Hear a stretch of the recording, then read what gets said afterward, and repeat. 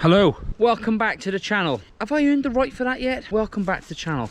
This evening, I have no idea what time of day you're watching this, but anyway, it's this evening for me. I want to talk about CO2 inflators. I have two different types here. They both do exactly the same job, but slightly differently and maybe a little awkwardly, but we'll come to that in a second. First of all, what are they?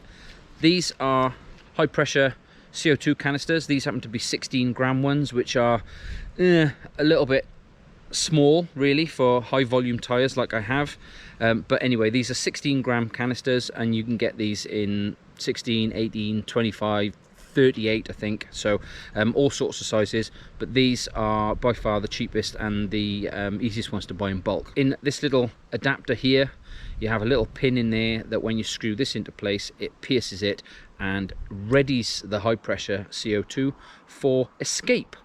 You then push this onto your opened tire valve and the CO2 escapes very quickly and inflates the tire.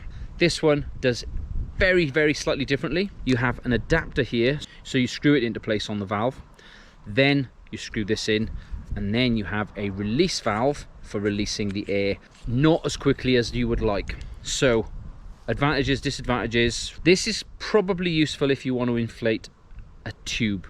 This one is much more useful because once you've pressed it on, the air comes out super quickly and you inflate the tire, which is one of the main reasons to use these. You want the speed because if you're actually trying to reseat a tubeless tire on the trail, you want it done quickly. So that's what they do.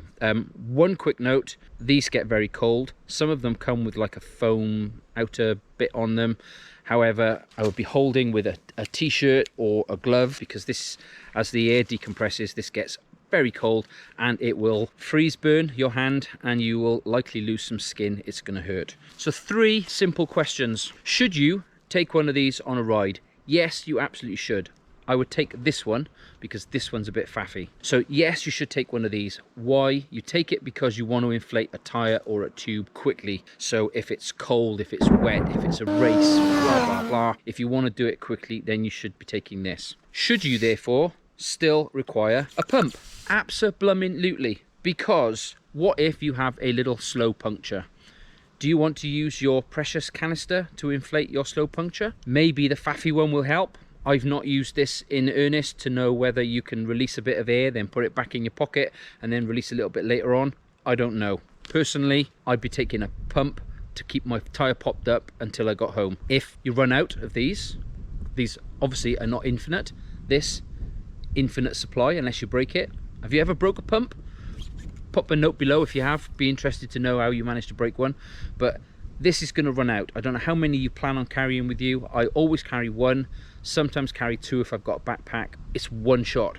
This I can pump up my tire 100 times. I only do this if I'm in a rush. This is my last resort ideally because this is one shot and it's then useless. I think I've waffled on far too much right now. Anyway, CO2 adapters and canisters, definitely take one with you. Ideally, just get the simplest one like this that's just going to dump the air quickly into your tube or tire, but always take a pump.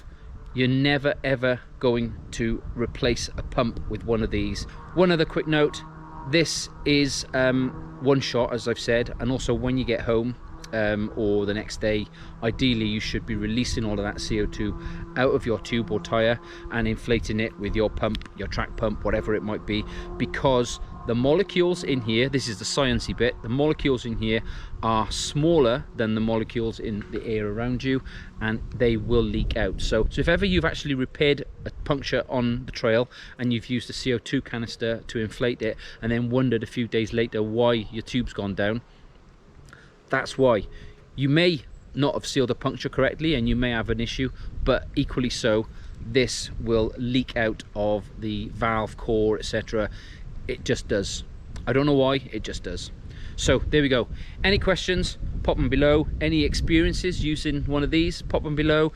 And if you've ever broken a pump, put it below. Now, I need a catchphrase. Comments below. I need a catchphrase. Please.